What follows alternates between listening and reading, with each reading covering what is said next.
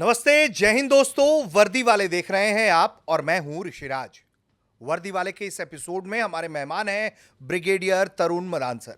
Sir, बहुत स्वागत है आपका। थैंक यू ऋषि जी। 36 सालों की सेवा, तमाम तरह के एक्सपीरियंस और थैंक यू। आज मौका मिला है आपसे बात करने का। It's always a pleasure connecting और विद यू ऋषि। सर, के लिए मैं बताना चाहूँगा कि आप लोग आमतौर पर सुनते हैं कि ये युद्ध लड़ा गया, इन हथियारों से दुश्मनों पर प्रहार हुआ, लेकिन उसके पीछे पूरी एक बड़ी संख्या में फौज काम कर रही होती है ताकि ये सब कुछ अपनी जगह पर बेहतरीन तरीके से काम कर पाए।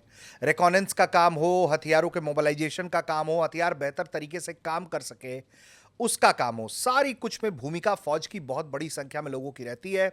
और आज उन्हीं कहानियों से थोड़ा रूबरू कराएंगे आज हमें। सर, आप सर, लंबी सेवा रही, विदेश में आपने प्रशिक्षण का काम देखा, कुछ स्ट्रेटेजिक पॉइंट्स पर भी, बहुत अहम पॉइंट्स पर रहे आप, उस पर भी बात करेंगे। लेकिन सबसे पहले आपसे हम ये सुनना चाहते हैं कि लड़ने वाले फौजी भाइयों का कंट्रीब्यूशन की बात होती है, डेफिनेटली उनका कंट्रीब्यूशन बहुत बड़ा है, लेकिन उनका भी कंट्रीब्यूशन कम बड़ा नहीं है जो पीछे से उस पूरे यूनिट को चार्ज रखते हैं, तमाम चीज़ों का सप्लाई देखते हैं। Absolutely absolutely. और इंजीनियर्स हमारे, तो थोड़ा सा हमें बताइए भारतीय सेना के इंजीनियर्स और मैकेनिकल डिपार्टमेंट्स जो होते हैं हमारे। जी, ऐसा है, पहले एक एंटायर ग्रुप काम करता है। अमूमन आप लोगों से बात करोगे तो लोग आपसे पूछते हैं, अच्छा आप लड़ने नहीं जाते हो, ये नहीं। सी इट्स एंटायर मतलब system which is working together. और अभी हमारी रणनीति बन रही है धीरे धीरे। We are making these groups more cohesive ताकि ये इंडिपेंडेंटली एक्ट कर सकें, किसी पर डिपेंडेंस ना हो। एक ग्रुप को छोड़ दिया जाए तो वो अपना काम अपने आप मतलब पूरी तरह सक्षम है। ठीक है नहीं, अब इसमें सारी चीज़ें हैं, हथियार है, गोला बारूद है, रसद सामग्री है, लॉजिस्टिक सप्लाई, इंजीनियरिंग कोर, जैसे you were talking. See, I am from the core of electronics and mechanical engineer. तो हमारा बेसिक काम क्या है, जितना भी इक्विपमेंट इंडियन आर्मी का है उसको सही स्थिति में, सही कंडीशन में और सर्विसेबल कंडीशन में रखना है। उसकी रिपेयर, इंस्पेक्शन, सर्विसेबिलिटी हमें इंश्योर करनी होती है। और ये मैक्सिमम चीज़ें जो है हमें इंश्योर इसलिए करनी होती हैं ताकि हमारे जो फाइटिंग फोर्सेस हैं वो बिल्कुल हमेशा तैयार रहें, तत्पर रहें कोई भी एक्शन लेने के लिए।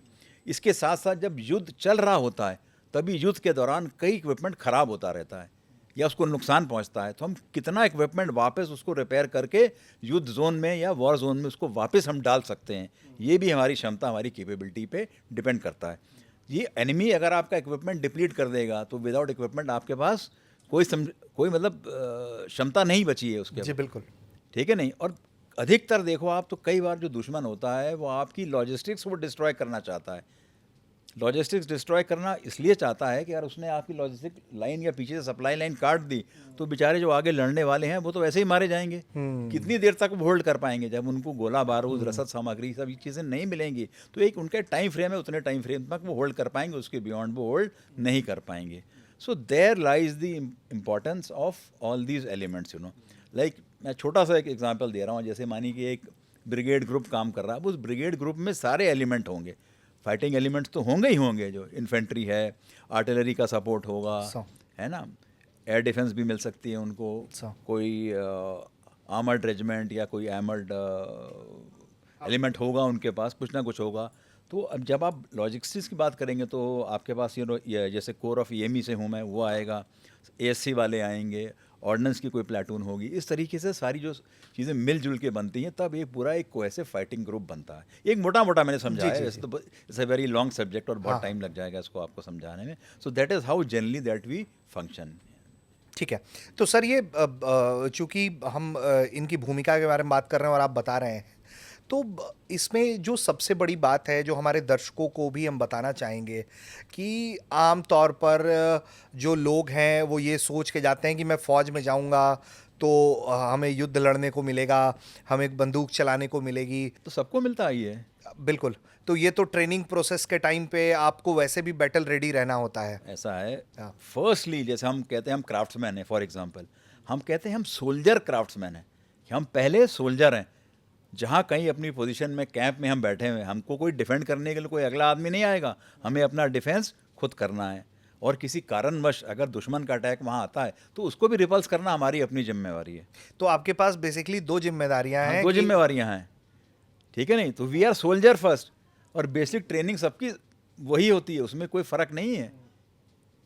फिर बाकी आदमी जैसे जैसे अपने वेरियस रेजिमेंट्स और कोर्स में जाता रहता है, उनकी अलग अलग उनकी ट्रेनिंग होती रहती है, लेकिन बेसिक ट्रेनिंग सबकी सेम है, उसमें कोई वेरिएशन नहीं है। और रादर मैं तो ये भी कहना चाहूँगा, जब आप यंग ऑफिसर्स कमीशन भी होते हो तो आपका इन्फेंट्री अटैचमेंट भी होता है, आपको इन्फेंट्री के साथ अटैचमेंट भी करना, वो अलग अलग हाँ। अलग अलग ड्यूरेशंस होती रहती हैं, वो हाँ, टाइम बिल्कुल। पॉलिसी चेंज होती रहती है, 1 साल 2 साल जो भी अलग है, मतलब जी, वो बिल्कुल। सब चीज़ें होती रहती हैं। तो आपका एक बेसिक एक्सपोजर तो होता ही होता है। You can't expect somebody else to come and defend you, you have to हाँ, defend yourself and your own people. जो है, हाँ, जो पता ना लॉजिस्टिक एरिया जो हमारे बनते हैं युद्ध जोन में, हम नॉर्मली बोलते हैं हम एक बाउंड पीछे, मतलब एक बाउंड पीछे होते हैं हम, जो मेन जी, फाइटिंग ट्रुप्स हैं हाँ, उनसे। हाँ। तो कोई हमको उनको सपोर्ट भी तो करना है ना। अगर हम हाँ, हाँ, बहुत ज़्यादा पीछे बैठ जाएंगे, हाउ विल हाँ, बी सपोर्ट देम। हाँ। तो मैंने कहा, जैसे अब मानिए दुश्मन कई बार अटैक भी करता है, डायरेक्ट मतलब एनिमी एक्शन भी होता है, फायरिंग तो होती है, मतलब हुँ। एयर रेड हाँ, वो हो रहे कभी हैं। हाँ, बिल्कुल एयर वो रेड और हो वो रहे हैं, टारगेट करके करते टारगेट हैं। करते हैं, आर्टिलरी फायरिंग हो रही है, कई बार उनके जो मतलब होते हैं पैरा ट्रूपर्स, वो भी ड्रॉप करके आते हैं यहाँ पे। तो हमें इन सब चीज़ों से भी अपने आप को डिफेंड करना है। तो ये एक मतलब गलत धारणा सी बन गई है कि we are not soldiers, we are soldiers first and we are always remain soldiers, you know. Yes. उसके साथ जो हमारा ये मेन काम है, हमें इसको भी निभाना है। तो ये बेसिकली मैं वही कह रहा था कि 2 ज़िम्मेदारियाँ हैं। एक तो आपको अपने सहयोगियों को तमाम तरह का सपोर्ट भी देना है और उसके अलावा जो है आपके सामने चुनौती ये भी है कि आप दुश्मन से भी अपने आप को और अपने बिल्कुल, सहयोगियों को जो है बिल्कुल। वो बचा के रखें आप। दुश्मन यही कोशिश करेगा कि ये सारी एक्टिविटीज़ आपकी उनको नष्ट किया जाए। मानिए हम जो रिपेयर भी कर रहे हैं, हमें बड़े सोच समझ के करनी पड़ती है हाँ। कि कहीं ऐसा ना हो कि हम अपने आप को एक्सपोज कर दें, कि लाइट नहीं जल सकती, कहीं वेल्डिंग हो रही है, कुछ हो रहा, तो उसकी भी आर्क और जो है रोशनी दिखती है ना हर जगह में। तो जी, वो जी, सारी जी। चीज़ों से हमें बहुत ध्यान रखना पड़ता है, उन चीज़ों का। अच्छा सर, मैं यहीं पे ना वो थोड़ा-सा जो आत्मनिर्भर कैंपेन है देश का या जो इंडियनाइजेशन ऑफ प्रोसेस है तमाम तरह के कम से कम हथियारों, गोला बारूद को लेकर, उसके बारे में थोड़ा-सा मैं आपसे समझना चाहता प्लीज़, हूँ। प्लीज़। आप लोगों की भूमिका चूँकि रही है, आप लोग इस तरह का काम आपकी देख-रेख में होता रहा है। तो मैं ये जानना चाहता हूँ कि इस तरह की चीज़ें करने से जो इंडिजिनाइजेशन की बात हो रही है, तो इससे जो मोटा-मोटी फ़ायदा है वो ये है कि वो सिर्फ़ सप्लाई चेन ही हमारा बेहतर नहीं होगा, उस पर काम करना और बेहतर होगा क्योंकि हमारा अपना मैकेनिकल इक्विपमेंट्स रहेगा, तमाम चीज़ें रहेंगी, तो उससे जो हमारे सेना के जो इंजीनियर्स हैं, उनको भी काम करना बेहतर रहेगा, उनकी भी फॉरेन डिपेंडेंसी मेंटेनेंस में खत्म हो बिल्कुल, जाएगी। आपने बहुत बड़ा शब्द यूज़ किया, फॉरेन डिपेंडेंसी।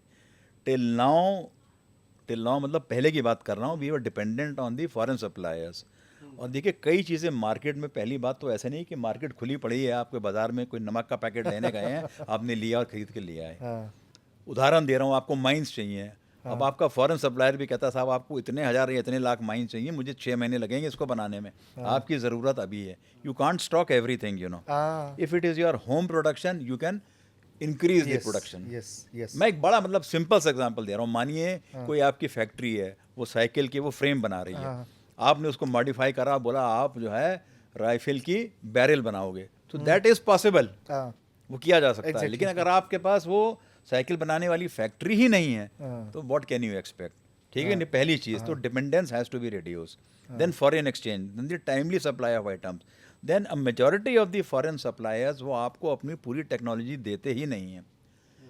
अगर वो दे देंगे तो आप उनको पूछना बंद कर दोगे, ठीक है कि नहीं? तो कई चीज़ें या कई सब असेंबलीज रिपेयर भी हो सकती हैं, they do not encourage repair. सब असेंबली चेंज करो, ये ख़राब हुआ। और हिंदुस्तान में देखो बड़ा जुगाड़ चलता है। अगर आप जितनी चीज़ें यहाँ हिंदुस्तान में रिपेयर हो जाती हैं, आप अपना मोबाइल ले जाओ, छोटा मोटा कोई ना कोई आदमी हाँ, ठोक पीट के कुछ निकाल के आप उसको ठीक कर देगा, या आप अपनी गाड़ी भी ले जाओ। For example you take it to a authorise service station, साहब ये तो असेंबली चेंज होगी, आप लोकल मैकेनिक के पास ले जाओ, साहब इसको मैं खोल के ठीक कर दूंगा। हाँ, तो ये इस टाइप की मतलब हमारे पास प्रणाली है और हमारे लोग कॉम्पिटेंट हैं जो कर सकते हैं, लेकिन कई वर्षों तक देश में इसको बढ़ावा नहीं दिया गया और अब इस चीज़ को बढ़ावा दिया जा रहा है। अच्छा, फिर जितनी हमारी अपनी इंडियन इंडस्ट्री है उनको भी हम प्रोत्साहन दे रहे हैं कि आप आइए इस लाइन में उतरिए। अभी आप देखोगे कितने इंडियंस इंडस्ट्रीज़ हैं जो इसमें पार्टिसिपेट कर रही हैं and they are producing good equipment. फिर इसके साथ साथ जो यूज़र है उसको मालूम है कि मुझे क्या चीज़ चाहिए, मेरी क्या रिक्वायरमेंट है। कहते हैं ना, the wearer knows where the सौ, शू सौ, पिंचेस। सौ। भाई जो जूता पहन रहा है उसको मालूम मेरा जूता कहाँ काट रहा है, बिल्कुल बिल्कुल बिल्कुल। तो फिर वो बताता है कि क्या रिक्वायरमेंट है। तो हमारी अपनी भी एजेंसियां हैं, ठीक है ना, DRDO वगैरह आपने नाम जी सुना होगा, बिल्कुल, हाँ तमाम हाँ, एजेंसियां हैं। बिल्कुल अभी तो सर। बहुत सारे अब प्राइवेट फर्म्स हाँ भी आ गए, मैं नाम नहीं हाँ लेना चाहता यहाँ पे, वी आर हाँ नॉट ट्राइंग टू हाँ promote anybody, but a lot of private firms have entered into this फोरे। अच्छा, उनको भी इसमें एडवांटेज है, प्राइवेट फर्म्स को लगा बंदा बिजनेस मिलना है, you are unique, you are the only one who supplying, yes आपका कोई कंपटीशन नहीं है उस चीज़ में, अगर आप हाँ वो चीज़ बना रहे हो। और देखिए हमारे पास इंजीनियर्स की कमी नहीं है या जो टैलेंट की कमी नहीं है, यही इंजीनियर तो हमारे यहाँ से जाते हैं बाहर जाके वो काम हाँ करके दे रहे हैं उन फर्मों को, तो क्या हम अपने लिए, तो कहीं ना कहीं मतलब ये तालमेल ठीक बना नहीं, या सही प्रोत्साहन नहीं मिला, या हमने इतनी अपॉर्चुनिटीज़ अपने आदमी को नहीं दी, तो ये चीज़ें पिकअप। बट अभी देखिए गवर्नमेंट का बहुत ज़्यादा प्रोत्साहन है इन चीज़ों पे, और प्लस हमारा फॉरेन एक्सचेंज भी बहुत ज़्यादा सेव होता है। जो जिस चीज़ के लिए आप 10 गुना 20 गुना ज़्यादा पैसा दे रहे हो, उससे कम पैसे में आप जो है वही चीज़ यहाँ बना रहे हो आप। तो ये सारे एडवांटेजेस हैं कि मतलब हमको सेल्फ रिलायंट होना पड़ेगा इन चीज़, we can not depend on anybody you know. Sir इसमें एक चीज़ मैं पूछना चाह रहा हूँ, चूंकि हालांकि वो आपका विषय नहीं है, फिर भी जैसे कि हम स्वदेशी लड़ाकू विमान के इंजन के लिए बहुत स्ट्रगल कर रहे हैं। राफेल भी जो बाय आउट करने की कोशिश हो रही है, उसमें भी कोशिश ये की जा रही है कि ज़्यादा से ज़्यादा मेक इन इंडिया प्रोग्राम के तहत चीज़ें हो पाएँ और तमाम चीज़ें हों। कितना बड़ा राहत होगा अगर हम इसको मेक इन इंडिया में भी कर लें या फिर हम अपना इंजन तैयार कर लें, तो जो हमारे सपोर्ट इंजीनियर्स हैं जो फिर इस तरह के सिस्टम पे काम करेंगे आने वाले दिनों में, क्योंकि मेंटेनेंस का काम तो करना ही करना है। People are already working, see one of our own production is that aircraft Tejas, you must have read जी अबाउट जी जी इट, जी जी। है नहीं। अब देखिए गवर्नमेंट अपने नॉर्म्स निकालती रहती है कि किसी भी इक्विपमेंट में कितना परसेंट जो आपके स्पेयर्स होंगे, they will be indigenous spares. तो इससे हमारे इंजीनियर्स को सपोर्ट मिलता है फिर हाँ जो बिल्कुल काम कर रहे होते हैं हाँ सेना बिल्कुल में। मिलता है, बिल्कुल मिलता है। अच्छा, कई फॉरेन कंपनीज भी आपको अब तैयार हो गई हैं टेक्नोलॉजी देने के लिए। देखिए जितनी बड़ी इकॉनमी अभी इंडिया है, वर्ल्ड में इतनी बड़ी इकॉनमी कोई नहीं है, जितनी बाकी कंट्रीज हैं, जो एक्सपेंशन होना था हो गया उनमें, अब उनके ऊपर तो इतनी पॉपुलेशन बढ़ नहीं रही है, और India is a growing and a vibrant economy. तो अब जो फॉरेन सप्लायर्स उनके पास भी चॉइस नहीं बची है कि they have to transfer the technology. अब अपना कितना सामान बेच लेंगे, उनको भी पता कि एक हमारी लिमिट है हाँ जितना हम बेच पाएंगे ये। तो इस तरीके से अब जब हो रहा है तो उसका फ़र्क ज़रूर पड़ेगा हमारे देश के ऊपर, and I am sure will attain sir, self. तो अब आप जो इंजीनियर्स होते हैं हमारी सेना के, या फिर आप उनके अंतर्गत जो लोग इस पूरे कोर में काम कर रहे होते हैं, मैं ये जानना चाहता हूँ, तो आप लोग फॉरेन एक्सचेंज प्रोग्राम के तहत फॉरेन में भी एक्सरसाइज करने के लिए इस तरह हाँ के हाँ कार्यक्रम बिल्कुल जाते हैं, बिल्कुल जाते हैं। There are lot of training programmes, courses करने भी चाहते हैं, they also go for training, तमाम तो चीज़ें होती हैं। कोई हमें अगर कोई एक आध किस्सा अगर आप सुनाना पसंद करें अपने किसी इस तरह के विजिट का, या आपके यूनिट के किसी बंदे का जिसने सामने वाले को सरप्राइज कर दिया हो कि ये ऐसी चीज़ नहीं बन सकती है और वैसे उन्होंने बना के रख दी। मैं एक छोटा सा किस्सा अपना ही बता देता हूँ, बनने की बात तो नहीं करूँगा, हाँ लेकिन see I was abroad for 3 years, और हम I was a part of the Indian army training team, हाँ and we were training the army of Botswana defence force. Botswana as a country neighbouring जी south बिल्कुल Africa. बिल्कुल बिल्कुल। तो अब हमने जो टैंक यहाँ पढ़े, लाइक मैं basically I am a tank man, I have done my tank technology. तो अब हमने जो टैंक पढ़े उनके पास वो टैंक वहाँ नहीं थे, अब उनको पढ़ाना भी है, उनके बंदों को भी सिखाना है, और हमने वो चीज़ पढ़ी नहीं हुई है। तो just to cut the story short, I had to do that reverse engineering, मतलब उनका पढ़ के कि उनके सिस्टम कैसे काम कर रहे हैं। दे हैड ऑस्ट्रियन टैंक्स, उनके अच्छा। पास SK 105 टैंक्स थे, हाँ ओ और हमारे पास थे सारे रशियन टैंक्स, हाँ T-72 T-55, मतलब जो मैं बात पुरानी कर रहा हूँ मैं, उसके बाद T-90 भी आ हाँ गया, बिल्कुल बिल्कुल। ठीक है कि नहीं। तो मतलब I had to do that reverse engineering to study their system, खुद समझा, खुद पढ़ा, और फिर उनको पढ़ाया। अब जैसे आप बात करते ट्रांसफ़र ऑफ टेक्नोलॉजी की, रशिया काफ़ी आपको ये चीज़ें देता रहा है, and you are been making in India under the transfer of technology, जितने हमारे टैंक्स बनते रहें। लेकिन एक लिमिटेड नंबर्स होता है, ये नहीं कि आप अंधाधुंध बनाते जाएं। जब आपका एग्रीमेंट बनता है तो उस नंबर से स्पेसिफाइड कि आप इतने बना सकते हैं, या अगर आपको एक्स्ट्रा बनाना है तो आपको उनसे परमिशन लेनी पड़ती है, और उसके अलावा आप ये किसी और को नहीं बेच सकते। ऐसे तो फिर बना के आप दुनिया को बेचने लगो, यू अंडरस्टैंड, तो यू कांट डू दैट। उसके ऊपर नॉर्म्स होते हैं, और नॉर्म्स का पालन करते हुए तो ये सारी चीज़ें सर, होती तो हैं। बोत्सवाना की चूंकि आपने बात कर ली तो हम यहीं पे थोड़ा सा उसके बारे में बात कर लेते हैं। जी। लंबा टाइम निकाला आपने वहाँ पे 3 करने। साल। तो ये कैसा एक्सपीरियंस रहा, और वो उस टाइम जब आप गए थे तो वो कंट्री कैसा था? शांत देश रहा देखिए, है? देश शांत तो था, थोड़े बहुत जो ये होते रहते हैं किस्से, मतलब मगिंग वगैरह और अच्छा। गुंडागर्दी थोड़ी बहुत होती है, वो ब्लैक कंट्रीज़ में आप समझते हैं कि कैसा होता है, बट इसके अलावा भी इतनी प्रॉब्लम नहीं थी, and there economy was very strong. जब मैं वहाँ गया था तो बोत्सवाना की करेंसी है पूला, तो मतलब एक पूला 10 इंडियन रुपीज़ के बराबर था। जब अच्छा। तक मैं वापस आया थोड़ा गिर गया था, बट स्टिल मतलब their country was so strong economy wise ना। लेकिन इतनी एजुकेशन नहीं थी उनके पास। अच्छा। उनका बेसिक सोर्स ये था कि उनके पास डायमंड्स थे, हम्म। और मैक्सिमम ये जो कंपनी डी बेस जो आप सुनते रहते हैं डायमंड्स जी के जी लिए, जी जी। तो ये कंसोर्टियम वहीं बना था, मतलब तो वो डायमंड्स उनके लिए माइन करते थे, उनको रॉयल्टी देते थे, तो that is how that country was earning money. अच्छा। अच्छा, उनको भी डायमंड्स तब मिले जब ब्रिटिशर्स छोड़ के चले गए उनका देश।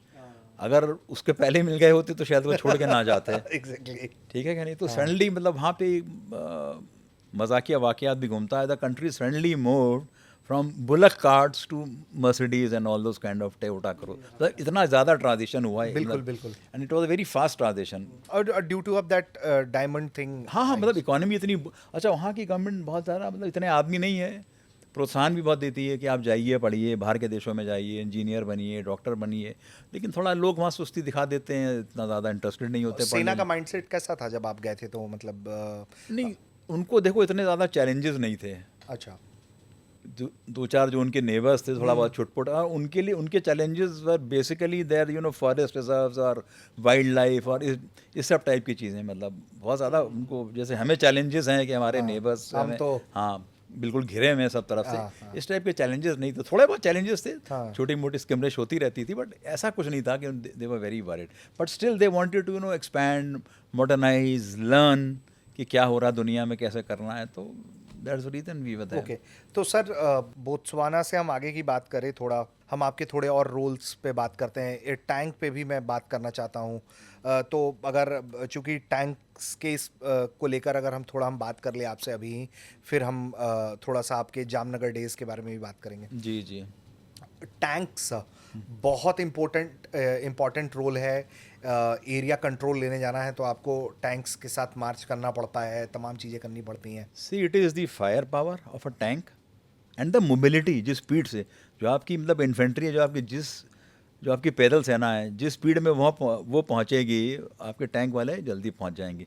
इसीलिए अगर आप देखा जाए तो मैकेनाइज्ड इन्फेंट्री बनाई गई थी, कि इन्फेंट्री भी है लेकिन उनकी मोबिलिटी भी, मैकेनाइज्ड है, हाँ। मैकेनाइज्ड है, उनकी मोबिलिटी भी है, ठीक है नहीं, और plus they have the armour protection, कि स्मॉल आर्म्स फायर से कोई फ़र्क नहीं पड़ रहा पड़ा। So that was the concept. लेकिन अभी जिस तरीके से वॉर चैलेंजेस डेवलप हो रहे हैं, अभी जो मैं देख रहा हूँ पिछले कुछ 2 4 5 जी जी सालों जी में, जी जी, वो एक ड्रोन वॉरफेयर के कारण चीज़ें। ड्रोन वॉरफेयर और मिसाइल्स और जो मारक क्षमता लोगों ने जो बढ़ाई है अलग तरीके की, अब लोग इस चीज़ को चैलेंज कर रहे हैं कि आपको इतने बड़े प्लेटफॉर्म्स की ज़रूरत है या नहीं है। जैसे इतने बड़े शिप्स, फाइटर प्लेन्स, इस तरीके से, इसी प्रकार से टैंक्स, मतलब they are these bigger platforms are being hit by smaller platforms, और कॉस्ट वाइज देखो आप तो मतलब 100 गुना 200 गुना ज़्यादा होता है एक टैंक। Exactly, और एक हाँ। ड्रोन की कीमत क्या है? हाँ। कुछ भी नहीं है। हाँ। आप समझ रहे हैं ना, तो ये चैलेंजेस इमर्ज हो रहे हैं, तो इसके तहत जो है सारी स्ट्रैटेजी अब दोबारा रीवर्क हो रही है। लोग बैठे हैं अच्छे, मतलब सक्षम लोग हैं जो बैठे हैं, हम लोग तो रिटायर हो गए अभी, लेकिन बड़े लोग हैं जो मतलब इसके ऊपर काम कर रहे हैं, those who are in the system and who are working, and we have very lot of capable lot of people who are working के हमें क्या करना चाहिए, हम अपनी स्ट्रैटेजी क्या बनाएं कि हम कैसे इसको काउंटर कर सकते हैं। See it is absolute stupidity कि मतलब आपके 100 रुपए के इक्विपमेंट को एक 5 रुपए का इक्विपमेंट मार गया। आप बात समझ रहे हैं? इसका लाइव एग्जांपल देखिए, मतलब यूएस नेवी ने कितनी ब्लॉकेट की हुई है ईरान की, हाँ। लेकिन उनकी भी जान निकल रही है। ट्रू।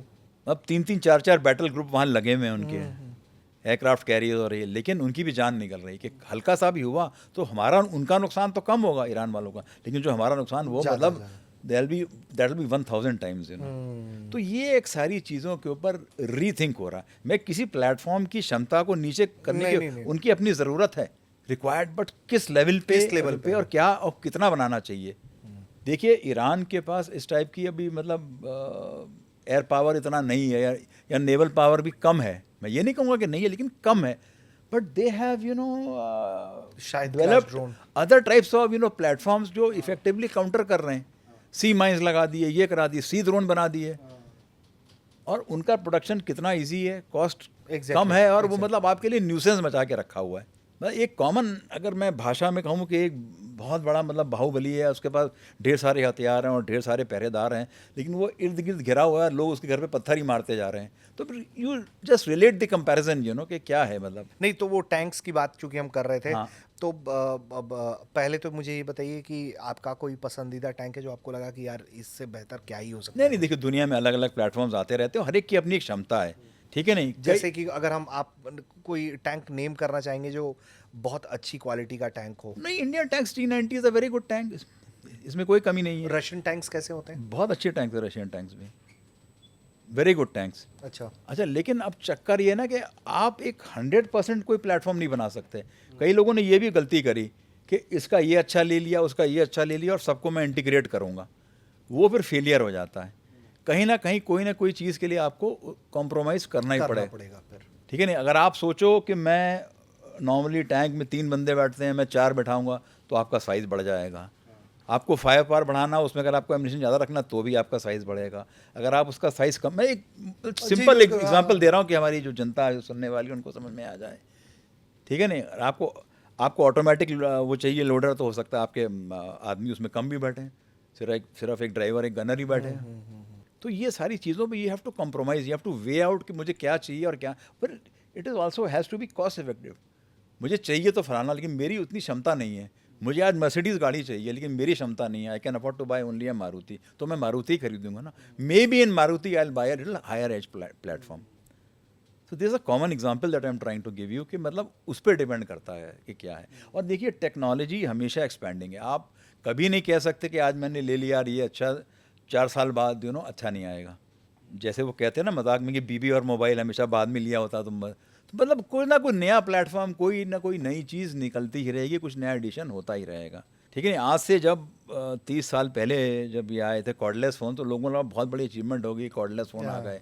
उसके बाद टेक्नोलॉजी बढ़ती गई, मोबाइल आते गए। अब तो मतलब mobile have replaced your computers and laptop, they are basically mini computers only. Nobody, many people don't buy computer at all, तो इस तरीके से वो नई नई फीचर्स फिर वो इंटीग्रेट होते रहते हैं। एक बार जब वो टेक्नोलॉजी आपके हाथ में आ जाती है, फिर आप उसकी फीचर्स इंटीग्रेट करते रहते हो, स्पीड बढ़ा दो, कैपेसिटी बढ़ा दो, मेमोरी बढ़ा दो। तो ये मतलब इसको जज करना बहुत एक मुश्किल वो है कि यार ये अच्छा वो बुरा, मतलब कुछ ना कुछ। और टैंक की इंजीनियरिंग कैसी है? टफ है बहुत उसको? बहुत टफ है, बहुत भाई, इतने सारे सिस्टम्स उसमें इंटीग्रेटेड हैं कि यू कांट इमेजिन। मतलब गन कंट्रोल सिस्टम है, इलेक्ट्रॉनिक्स उसमें, और इलेक्ट्रॉनिक्स इतना ज़्यादा आ गया आजकल कि हर चीज़ में मतलब वो घुस गया है। Russians believed more in the early years in electromechanical systems, कि बिजली सप्लाई गई, कुछ ऑपरेट हुआ, लेकिन आजकल इतना ज़्यादा। बट इलेक्ट्रॉनिक्स का फ़ायदा भी है कि स्पेस कम होती जा रही है, जगह कम घेर रहा है, एफिशिएंसी बढ़ रही है। लेकिन अगर सिस्टम गया तो फिर पूरा सिस्टम फेल भी हो जाता है फिर। तो ये सारी चीज़ें मतलब सोचने वाली हैं कि आप क्या चाहते हो। और ये जो हम सर जोरावर बना रहे हैं, जो लाइट वेट टैंक्स जो इंडिया अपना बना रहा है ताकि वो LAC के इलाकों में ऑपरेट। देखिए वो बेसिकली मतलब हाई एल्टीट्यूड टेरेन में जहाँ इतने हैवी इक्विपमेंट नहीं जा सकता, ठीक है नहीं। नॉर्मली टैंक की एक वेट मतलब 40-45 टन, अगर जब 50 टन से ऊपर चला जाता है हम कहते हैं हैवी टैंक हो गया है वो। तो क्या मतलब आपकी क्या कैपेबिलिटी है, क्या लिफ्ट है, क्या मोबिलिटी में आप चाहते हो। अब तो मतलब लद्दाख में भी पहुंच गया टैंक, ऐसी मतलब पहले भी था, लेकिन अब ज़्यादा रेजिमेंट्स पहुंच गई हैं वहाँ पे। तो डिपेंड्स ही आपको क्या चाहिए। भाई टैंकों को बेसिकली चाहिए प्लेन इलाका, मतलब जहाँ वो भाग पाए बिल्कुल उसका। तो अब कई जगह ऐसा मिल पाता है, इवन इन हाई एल्टीट्यूड कई जगह नहीं मिल पाता है आपको, तो वो एक मतलब लिमिटेशन हो जाती है। लाइट टैंक होगा तो थोड़ा इसकी मोबिलिटी बढ़ जाएगी, मतलब ये एडवांटेज है। और चूंकि सर आज भी अगर हम देखते हैं मतलब कि टैंक की भूमिका आने वाले वक्त में भी आप खत्म होती हुई नहीं देख रहे हैं। नहीं, मैं खत्म तो नहीं हो रही है, पूछ रहा हूँ खत्म तो नहीं हो रही है, हाँ। लेकिन कितनी रिक्वायरमेंट है उस पर मतलब थोड़ा। क्योंकि एरिया कंट्रोल के लिए जब भी हम जाएंगे तो मुझे लगता है कि टैंक्स की जरूरत पड़ेगी। एरिया कंट्रोल नहीं, देखो अल्टीमेटली तो एरिया कंट्रोल तो आपकी जो इन्फेंट्री है ना, पैदल सेना, वो कहते हैं ना foot on the ground, foot on the ground तो करना पड़ेगा। हाँ, तो और लेकिन वो मैं- टैंक्स भी तो लेके जाती हाँ, है टैंक्स साथ लेके में। जाएगा ताकि उसके ऊपर मतलब ज़्यादा कोई फायर फायर का इफेक्ट ना हाँ, हो हाँ। और वो एनिमी को जस्ट रन थ्रू कर सके। बट ऐसा नहीं है, लेकिन एनिमी के पास भी तो एंटी टैंक मेजर्स हैं कि कितनी मिसाइल है, कितना क्या जो हिट कर रहा है। किसी ज़माने में हमारे पास एक ही मिसाइल होती थी, अब बढ़ते बढ़ते बढ़ते बहुत सारी चीज़ें आ गई हैं। हाँ, You लेकिन understand? मतलब हाँ, हाँ, बिल्कुल। तो लेकिन टैंक्स की भूमिका हाँ, भूमिका रहेगी, मैं ये नहीं कह रहा हूँ कि नहीं रहेगी। जी। It is a major game changer, लेकिन किस हद तक अब वो मतलब बदलते वो हाँ, वॉरफेयर में ये वो स्टडी की बदलते हुए चीज़ है। वॉरफेयर और जो मतलब स्ट्रैटेजी है उस पे इट विल वेरी कि क्या चाहिए हमें, कितना लेवल और कितना इन्वेस्ट करके हमें गेन मिल रहा है। देखिए वो भी हाँ, कि इतना cost- इन्वेस्ट करके हमको मतलब कॉस्ट बेनिफिट एनालिसिस जब हम करते हैं कि हमें उतना गेन मिल रहा है कि नहीं मिल रहा है हमें। मैं ये नहीं कह रहा कि सारी चीज़ें द्रोणी हो जाएंगी, that is not possible you know. Sir तो अगर हम अब थोड़ा सा टैंक से आगे बढ़ते हैं, आप मेरे ख्याल से station commander Jamnagar I was the administrative commandant Jamnagar. हाँ एडमिनिस्ट्रेटिव कमांडर थे। सबसे पहले तो मुझे अगर आप बता पाएँ जामनगर का इम्पोर्टेंस बताना चाहें तो आप कि सेना के लिए देश के लिए कितना इम्पोर्टेंट लोकेशन है वो। साहब बहुत इंपॉर्टेंट लोकेशन है, रिलायंस का बहुत बड़ा हब है, पूरी रिफाइनरी है और रिलायंस को इस टाइप के थ्रेट रिसीव भी होते रहे हैं। तो एक बहुत बड़ा मतलब it is refinery which is refining the entire petroleum product for the country you know. तो वैसे मतलब देखने में स्टेशन में कुछ नहीं, इट्स अ स्मॉल प्लेस, लेकिन पूरा कोस्टल बेल्ट है। अगर आप वो भी देखो, जब मुंबई में अटैक हुए थे, जो टेररिस्ट कहाँ से आए थे, वो सारी उस कोस्टल बेल्टों से आए थे, आगे आए थे। तो एक बहुत बड़ा इंपॉर्टेंस हब वाला स्टेशन है जामनगर, उसकी इंपॉर्टेंस बहुत बहुत ज़्यादा है रिफाइनरीज के मुकाबले में। और भी रिफाइनरीज हैं, ऐसा नहीं, मैं तो हाँ बिल्कुल, एक नेम कर रहे हैं बस हम लोग। I am just naming one of हाँ, देम। तो सर लेकिन वो समझने के लिए अभी जब ऑपरेशन सिंदूर हुआ, इंडिया ने जो किया, पाकिस्तान जो करने की कोशिश कर रहा था, फिर उसको भी फेल किया, तमाम चीज़ें हुई। तो उस टाइम पे बात बहुत हो रही थी कि पाकिस्तान जो है वो जामनगर को निशाना बना सकता है। भाई ये होता है ना कि हाहाकार मचाना, दो चीज़ें होती हैं, एक तो आपकी जो कैपेबिलिटी है उसको नष्ट करना और दूसरा हाहाकार मचाना। मैं कहता हूँ Delhi is the capital city of India, वो कुछ ना भी करे, हल्का सा भी कुछ गिरा दे, हाहाकार तो मच जाता है ना कि हाँ। अच्छा मीडिया क्या देता है, Delhi has been hit. People don't realise कि डैमेज कितना था, चाहे एक पटाखा ही फूटा हो, लेकिन Delhi has been hit. Media उसको मतलब बड़ा बढ़ा चढ़ा के बताता है, मतलब आम आदमी के दिल में हड़कम सा आ जाता है। जी। Again I am giving a small example, मानिए दिल्ली में अर्थक्वेक आया तो हमारे रिश्तेदार सारा फ़ोन लाया, यार तुम ठीक हो, ठीक हो। अरे यार कहीं छोटा सा आया था, सब ठीक है, ऐसी कोई मुसीबत वाली बात नहीं है। लेकिन एक जो मतलब मेकिंग पीपल पैरानॉइड के ऐसा हो गया है ये। तो उस तरीके से मतलब लोगों को पैरानॉइड करने के लिए क्या ना, अब जैसे जो चांदनी चौक में हुआ बहुत ख़राब हुआ, लेकिन it is not that entire Delhi was affected you know. लेकिन एक उन्होंने इस तरीके का माहौल बना दिया कि यार मतलब दिल्ली में पता नहीं क्या हो गया यू नो। तो लोगों को डरना घबराना नहीं है, मतलब जो सच्चाई है उस पर आप यकीन करिए, जो हकीकत है उस पर आप यकीन करिए। तो उसी प्रकार से जामनगर का भी अपना एक इम्पोर्टेंस है। एक तो होता है कुछ आपकी क्षमता डिस्ट्रॉय करना और कुछ मतलब आपका मोरल डाउन कर देना, देखो हम कहाँ तक पहुँच गए, यू अंडरस्टैंड। जैसे 71 की लड़ाई, साहब पाकिस्तान के प्लेन आगरा तक पहुँच गए। अरे पहुँच गए तो कर क्या पाए ये बताओ, पहुँच तो गए, वी आर नॉट डिनाइंग कि नहीं पहुँचे यू नो, कर क्या पाए। मतलब एक आम आदमी में दहशत पैदा करने वाली बात होती है। अब अभी भी जब ऑपरेशन सिंदूर हुआ, क्या उनकी ड्रोन या स्वॉर्म ड्रोन अंदर नहीं आए, क्या हमारी फोर्सेस ने उनको काउंटर नहीं किया, बल्कि हमारे फोर्सेस ने तो अपना जो ऑब्सोलीट इक्विपमेंट है उसको भी ऐसा मॉडर्नाइज किया और उसको ट्यून किया कि वो ड्रोन्स को काउंटर, जो लोगों ने कहा था एक बार इसको डिस्कार्ड कर दो, इसकी ज़रूरत नहीं है, मैं नाम नहीं लेना चाहूँगा उन सब इक्विपमेंट का, लेकिन हमने इस तरीके से उनको मॉडिफाई किया और किया कि हम उसको काउंटर कर पाए। और due to of this our engineers, because only because of our engineers. See, till some time my department was also managing the Directorate of Indigenization. अब आपने बोल दिया तो मैं बता रहा हूँ। तो हम बताते हैं कि हमको क्या बनाना, क्योंकि हमको मालूम है हमें कि हमारी ज़रूरत क्या है। कई फॉरेन जो आए थे उन्होंने अपना इक्विपमेंट ऑब्सोलीट कर दिया। एक और मेजर पॉइंट था जो मैं आपको बताना चाह रहा था, it slipped my mind you know. और वो कहते हैं अब हम ये चीज़ बनाते ही नहीं है और आपके पास वो इक्विपमेंट है तो आप क्या करोगे, आप उसको बनाओगे कि नहीं बनाओगे। हाँ मेरे पास ये मोबाइल है फॉर एग्जांपल यू, हाँ हाँ ये मैंने आपसे लिया था फॉरेन से 30 साल पहले। हाँ, अब वो फॉरेन सप्लाई कहता साहब मैं तो ये मोबाइल बनाना ही बंद बनाना कर ही बंद दिया, कर दिया। अब मैं तो उसको चलाना है साहब, मैं क्या करूँगा इसको, तो मुझे तो इसका सामान चाहिए ना रिपेयर के लिए, तो मैं तो बनाऊंगा ना। So this was being manage, छोटी छोटी चीज़ें हम लोग खुद बना रहे थे जो। और इंडिया देखिए ऐसी कोई बहुत रईस कंट्री नहीं है, तो we want to have the most optimum utilisation of our equipment. एक इक्विपमेंट का एक लाइफ स्पैन होता है, सर्विस स्पैन होता है, उसके बियॉन्ड नहीं यूज़ करते इंडिया, तो उसके बियॉन्ड भी यूज़ करता रहा है। और ये हमारे इंजीनियर्स ये हमारे इंजीनियर्स की भी गिल्टी है। और कई हमारे बंदे जो फील्ड में भी हैं छोटी छोटी इनोवेशन और इन्वेंशन करते रहते हैं। अब मानिए कोई गन का छोटा सा स्प्रिंग है, कहीं नहीं मिल रहा दुनिया में, और एक कोई हमारा ही मैकेनिक है, सर मैं ट्राई करता हूँ, मैं कहीं से मार्केट से स्प्रिंग लाया, उसको काटा छोटा, उसकी टेंशन बढ़ाई, कुछ किया, उसको फिट किया, हाँ साहब काम कर रहा है। तो ये उस बंदे की इनोवेशन है, इंडिजनाइजेशन है कि मुझे नहीं मिल रहा, मैं इसको यहाँ बना लेता हूँ।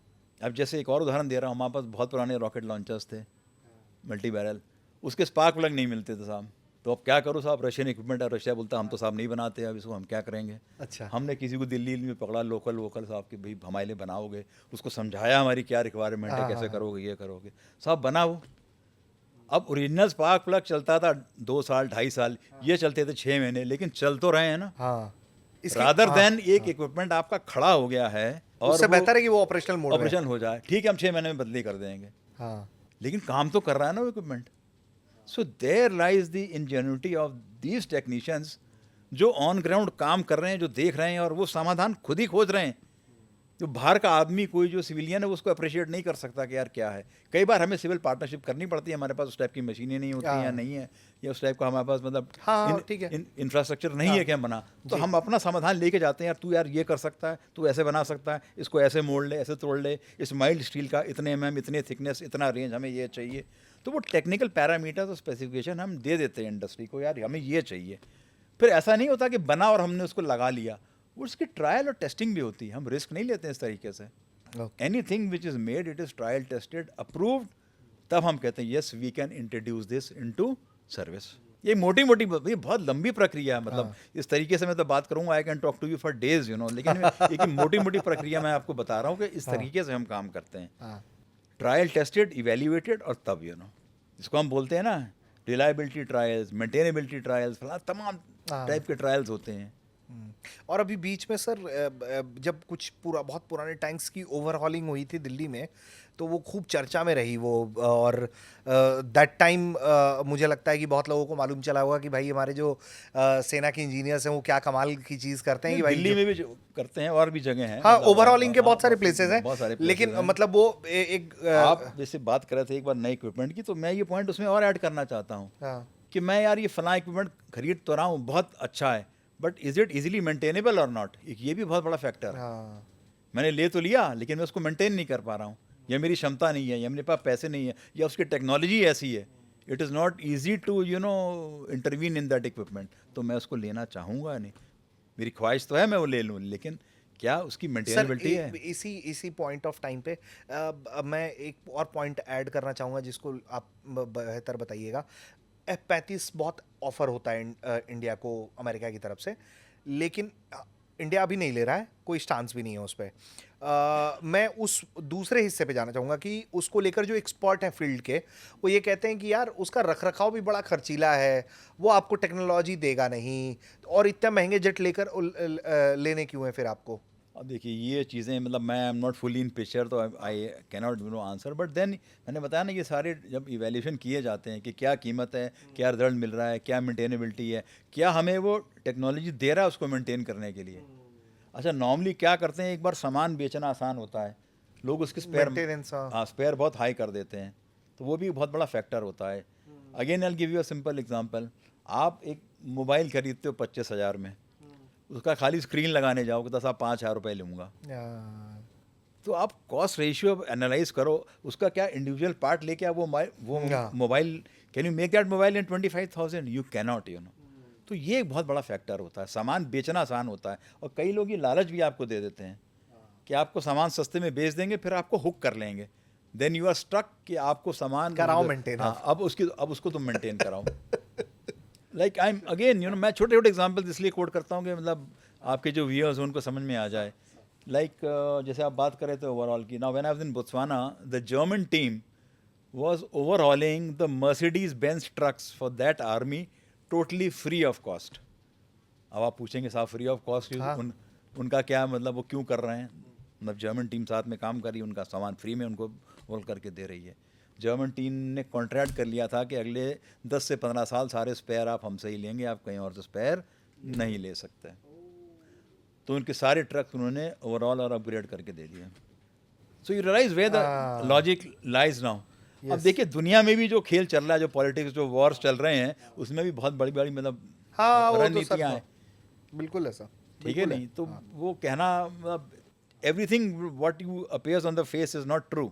Yes sir. एक और जब आप सैन्य प्रशिक्षण की भी जिम्मेदारी आपके पास रही, इसके अलावा मेरे ख्याल से कोयम्बटूर में आप सेना भर्ती निदेशक के रूप यस में आई भी वाज इन रिक्रूटमेंट, तो ये जितने जवान जुबून भर्ती होते हैं ये तो सर उसकी थोड़ा जिम्मे बताइए ना कि इन सब इस सब्जेक्ट के बारे में अगर ये आप ये भी बड़ा एक कॉम्प्लिकेटेड सब्जेक्ट है ना, हाँ मोस्ट टैक्सिंग कि जॉब ये जैसे सर वो हम देखते हैं कि भाई रैली निकल गई, भर्ती निकल गई। अरे साहब ये बहुत बड़ा, अभी तो चीज़ें चेंज हो गई हैं। हाँ उस ज़माने में पहले आपकी रिक्रूटमेंट रैली होती, पहले मतलब सारे फिजिकल टेस्ट होंगे, दौड़ होगी, ये होगा, नहीं बेसिक आपकी हाइट चेक करके मतलब ये है, हाँ दौड़ होगी उसके बाद एग्ज़ाम होगा। अभी उल्टा होने लग गया, अभी एग्ज़ाम पहले होता है और अभी चीज़ें ऑनलाइन हो गई। हम लोग हमारे टाइम में सब मैनुअल होता था। तो I was handling 13 districts of Tamil Nadu, और जगह जगह जाके वो रैली करना और जवानों की भर्ती करना। This a old time concept which has been carrying on for years. तो ये किस तरह की बेसिकली अगर आप जो पब्लिक डोमेन में आ सकती हैं, क्या रिस्पॉन्सिबिलिटी रहता है आप लोगों के कंधे पे कि फ्री फेयर हो, उसके अलावा और क्या ऐसा चीज़ें है, रहती मोटी हैं? मोटी बात बताता हाँ हूँ आपको। अगर मैं अपने एरिया में रिक्रूटमेंट रैली ऑर्गेनाइज कर रहा हूँ तो उसकी टेस्टिंग मैं नहीं करता हूँ। उसकी टेस्टिंग के लिए टीमें बाहर से आती हैं ताकि वो ट्रांसपेरेंसी और फेयरनेस अच्छा रहे बिल्कुल। हाँ किसी और के इलाके में हो रही, वो जोन्स बने हुए हैं, वो तो अपना मतलब विद इन द जोन्स हम करते हाँ हैं, हाँ मतलब अच्छा I am just broadly telling. हाँ हाँ हाँ तो विद इन द जोन मतलब अलग अलग जो रिक्रूटमेंट ऑफिस बने हुए हैं, तो अगर किसी और के एरिया में हो रही है तो फिर मैं वहाँ टेस्टिंग करने जाऊँगा। लेकिन अगर मेरे एरिया में हो रही है तो मैं सारी एडमिनिस्ट्रेटिव चीज़ सपोर्ट उनको प्रोवाइड करता हूँ, पूरी रिक्रूटमेंट रैली ऑर्गेनाइज करके देता हूँ अच्छा कि testing equipment, testing parameters, police का बंदोबस्त, स्टेडियम इक्विपमेंट जो चाहिए, कंप्यूटर वगैरह, ये सब जितनी जो भी प्रक्रिया है वो मैं करके देता हूँ। मतलब मेरी टीम पूरा वो कोऑर्डिनेट कर रही है, जो टेस्टिंग टीम है उनको कोई कमी ना हो, वो प्रोसेस चलता रहे। And it's a very long drawn process. हम सुबह 4 बजे हम मतलब स्टेडियम में खड़े होते थे, आप ये समझिए, और हमें रात के 10-10, 11-11 बजते थे। फुल डे इतने लोग, मतलब इस तादाद में लोग आते हैं। देखिए हिंदुस्तान में नौकरियों की बहुत कमी है, लेट मी, एंड एक आप वैकेंसी निकालो, हज़ारों लोग खड़े हो जाते हैं भर्ती होने के लिए।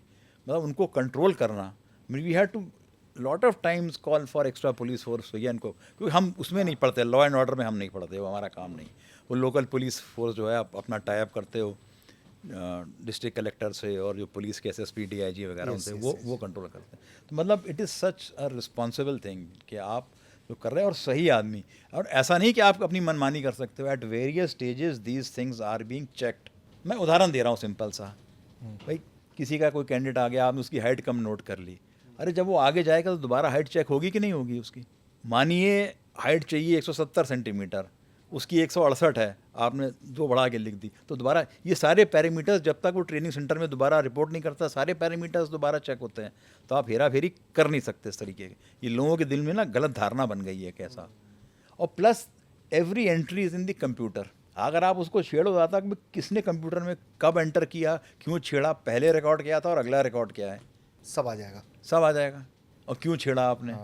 तो मतलब ये कह देना ना, एक मतलब इट्स बहुत जिम्मेवारी का काम और होता मुझे है। लग रहा है कि अब इसीलिए देश में लोग मांग कराने लगे हैं कि सेना से ही एग्जाम करवा दो हमारा। वो तो एक अलग मतलब जो अभी नीट का हुआ है हाँ। भाई, वो एक अलग वो है।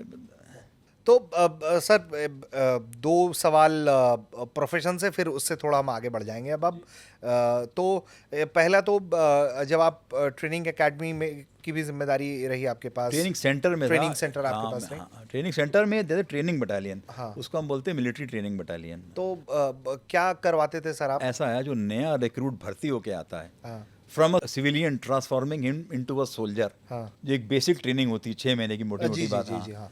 उस ट्रेनिंग को मैं ओवरसी करता था। मतलब उसको सिविलियन से आपको सोल्जर बनाना। तो एक व्यक्ति के सबसे जीवन का सबसे ट्रांसफॉर्मेशन के और केंद्र में और आप है। वो भी एक बहुत मतलब टफ काम है। हाँ कई आदमी जो है वो मतलब इतनी जल्दी चेंज नहीं होते हैं, कई जल्दी अडेप्ट कर जाते हैं, कई नहीं चेंज हो पाते हैं, तो ज़्यादा मेहनत करनी पड़ती है उनके ऊपर। हमें एक वो सिविलियन लाइफ से आया है बेचारा, गांव से उठ के आया, उसको कुछ पता ही नहीं, समझ में नहीं आ रहा है ये हो क्या रहा है यहाँ पे।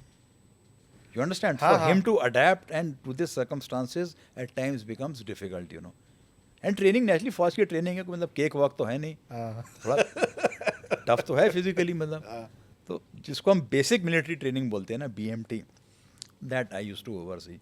तो again it's a very tough job. खूब सख्ती रहती थी आपकी वहाँ पे, सख्ती तो रखनी पड़ती है, मतलब सख्ती विद दैट ह्यूमेन क्योंकि वो एक एलिमेंट। नया ढांचे में सबको हाँ, ढालना उसको होता है उसको तो। ढालना है विद द ह्यूमेन एलिमेंट। आप ह्यूमेन एलिमेंट कभी नहीं लूज करते हो। अब किसी ने कहा साहब मेरी मदर की डेथ हो गई, साहब छुट्टी, तो छुट्टी देनी है फिर उसको भाई। उसके घर में मतलब ऐसी परिस्थिति आ गई, आप ना दोगे तो कैसे नहीं करेगा। हाँ, और कई बार उसकी ट्रेनिंग ज़्यादा मिस हो जाती है, हमको उसको नेक्स्ट कोर्स में डालना पड़ता है, मतलब ही इज़ डिलेड। तो ये सारी चीज़ें देखनी पड़ती हैं। आप मतलब ऐसा नहीं है कि बिल्कुल ही आप सख्त हो गए तो मतलब एक चीज़ से सबको चला दिया, ऐसा नहीं नहीं होता नहीं, है। You have to weigh out those options के, किसकी क्या मजबूरी है। अब कोई जानबूझ के ऐसे ही मतलब हाँ, नहीं नहीं, और करना चाह रहा, किसी टाल रहा है। बिल्कुल, और सिविलियन के अंदर सेना का डिसिप्लिन डालना एक नया इम्प्लांट करने बिल्कुल जैसा है, करना। एक नई बीज डालने जैसा होता है, तो बहुत मतलब उसके क्रूशियल पूरे रोल जीवन है। का परिवर्तन हो रहा है अगर आप देखें एक तरीके से। बिल्कुल सर। फिर इसी का रिवर्स देखो ना, जब सैनिक फौज छोड़ के आता है उसको सिविलियन लाइफ में एडजस्ट करने में प्रॉब्लम होती है। अब वो एक ढांचे में ढल गया है इतने साल में। हाँ, कुछ भी कहिए, आज की डेट में भी सेना में सबसे ज़्यादा ट्रांसपेरेंसी है और सबसे ज़्यादा फेयरनेस ऑफ लॉ सेना में है, इंस्टेंट जस्टिस है। हमारे जो अपने कमांडिंग ऑफिसर्स हैं, अफसर, उनके पास अपने लीगल पावर्स हैं, सिस्टम चीज़ें एड्रेस करता है। ऐसा नहीं कि कुछ मुद्दा हो गया तो सालों साल चलता रहेगा, तारीख पे तारीख मिलती रहेगी, ऐसा नहीं होता वहाँ पे। सेना में तारीख पे तारीख नहीं लगती। तारीख पे तारीख नहीं लगती वहाँ पे, आपको रिजल्ट मिलेगा। बिल्कुल बिल्कुल सर। एक कमेंट जो है, चूंकि मैं अग्निवीर जब से आया तब से ही लगातार हम और आप संपर्क में रहे हैं। रशिया यूक्रेन वॉर जब से शुरू हुआ तब से भी लगातार आपसे बातचीत रही है सर। आज के टाइम में एक वक्त बीत चुका है अब अग्निवीर स्कीम को लेके जो है, अब क्या अंडरस्टैंडिंग है आपकी, अगर आप एक मोटा मोटी अपना ओवरव्यू देना चाहें तो? I feel that somehow this scheme has now settled down.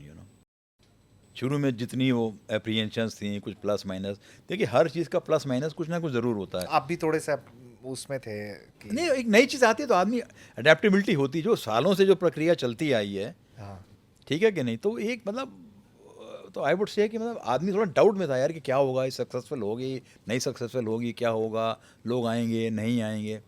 तो वो एक थोड़ी सी चीज़ चलती है, बट आई थिंक मोर और लेस दिस स्कीम है सेटल डाउन।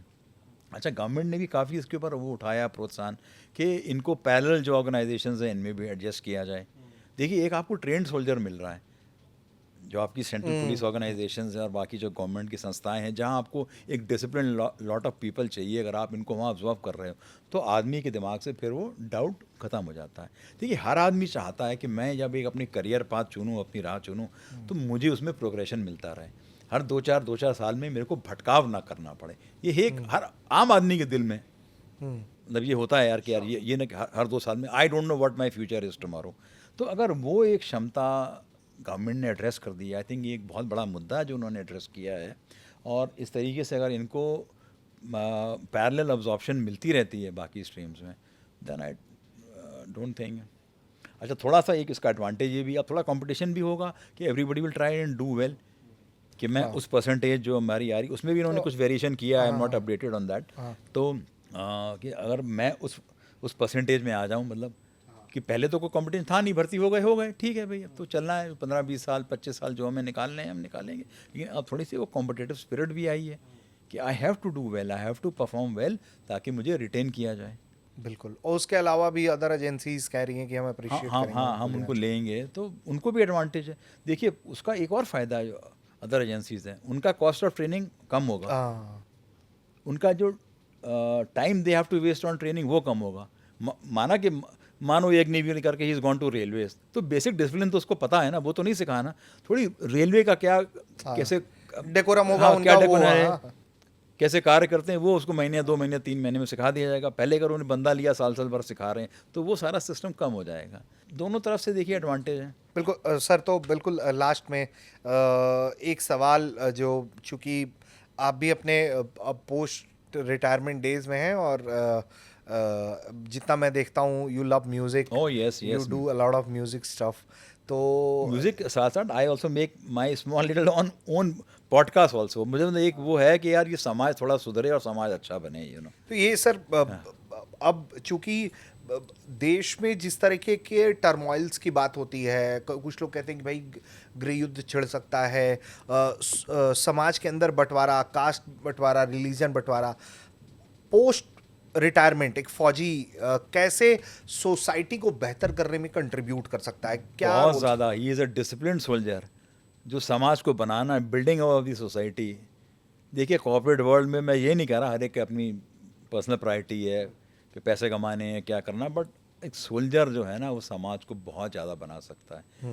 वो एक हमारी देश में आज प्रॉब्लम ही क्या है, we are doing very well everywhere, you know, economy ठीक है, गोइंग स्ट्रांग, एवेन्यूज़ आ रहे हैं, लोग पढ़ लिख रहे हैं, लेकिन एक जो सिस्टम, जो वैल्यू सिस्टम है, सोशल वैल्यूज़ हैं, मॉरल वैल्यूज़ है, उसमें हम कहीं ना कहीं कमी पा रहे हैं। आदमी अपने स्वार्थ के लिए ना छोटी छोटी चीज़ों को मतलब अपनी निगाह मोड़ लेता है उस चीज़ से, बोले यार मेरे को झूठ बोल के भी फ़ायदा हो रहा है तो मैं झूठ बोल रहा। आप खुद देखो वो सड़क पे, आई am giving you a very common example, you know, भाई सिग्नल आपका रेड है, गाड़ी निकाल ली, 50 लाख की गाड़ी चला रहा, but he doesn't want to obey the traffic rules, you know, he is over speeding, गलत से आना। This is the kind of issues which I try and address in my own podcast. देखिए एक तो जो सरकार एडमिनिस्ट्रेशन ने करना है, हम we always blame the government ने यार ये नहीं किया।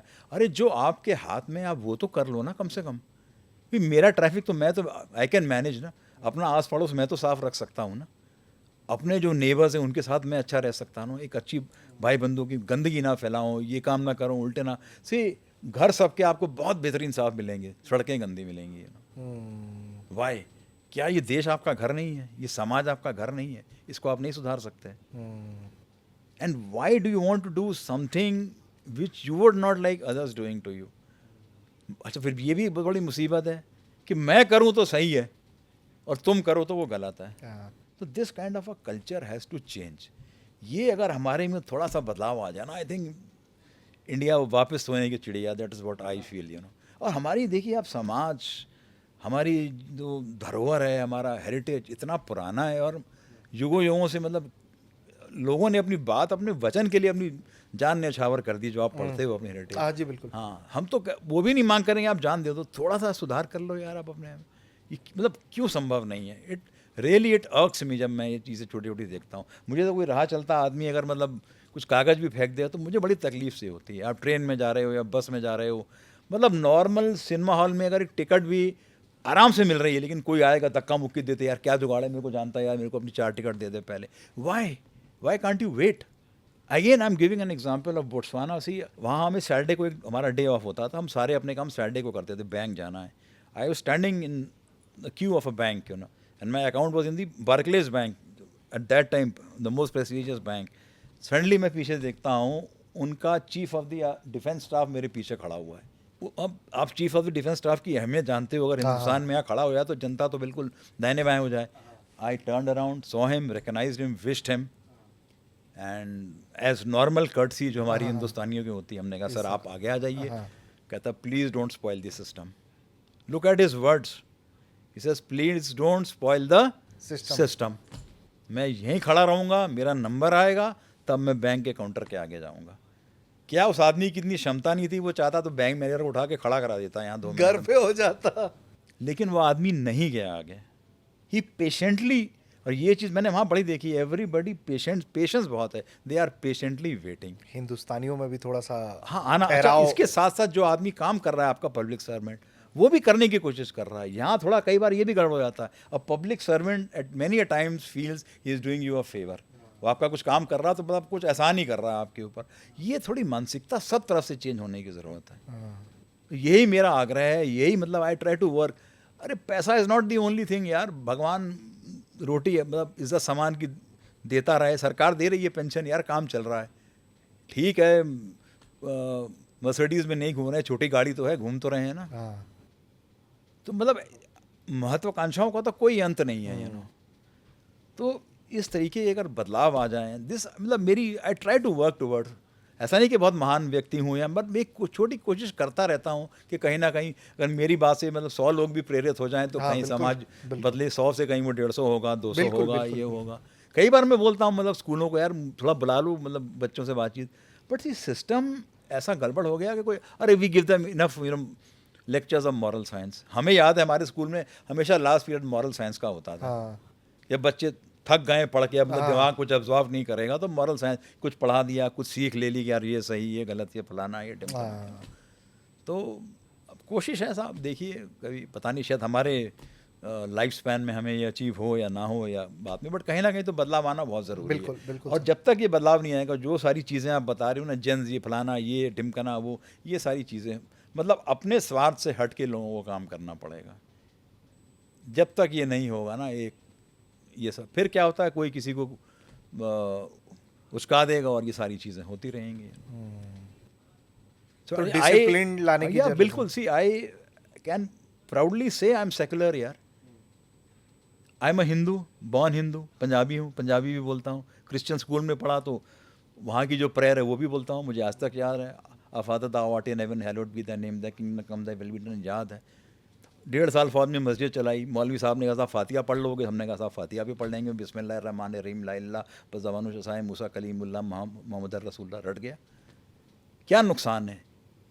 धर्म बुरा नहीं है, इंसानियत बुरी हो गई है। Oh nice. तो सर आपका बहुत धन्यवाद इन्हीं शब्दों के साथ। Thank you. बहुत अच्छा लगा आपसे बात करके, उम्मीद करते हैं कि आपको भी अच्छा लगा हो हमसे बात सेम करके। ईयर। बिल्कुल। तो दोस्तों आज बिल्कुल अलग किस्म की बातचीत हमारे वर्दी वाले में। दो सिखलाई, दो सीख, जो सबसे बड़ी चीज़, एक तो ये कि सिर्फ जो सेना में जो हमारे जो इंजीनियर्स हैं या जो मैकेनिकल डिपार्टमेंट के लोग हैं, जो इस तरह से पीछे से सप्लाई चेन को सुचारू रखते हैं, उनकी भूमिका कितनी बड़ी है, इसको हमने बताने की कोशिश की ब्रिगेडियर साहब से बात करके। इसके साथ ही उन्होंने जो एक बहुत अहम बात कही है देश के लोगों से कि थोड़ा अनुशासित बनिए, थोड़ा धैर्यवान बनिए, वरना गाड़ी थोड़ी सी डगमगा सकती है। आपको कैसी लगी ये बातचीत, आप हमें कमेंट करके बताइए और देखते रहिए वर्दी वाले।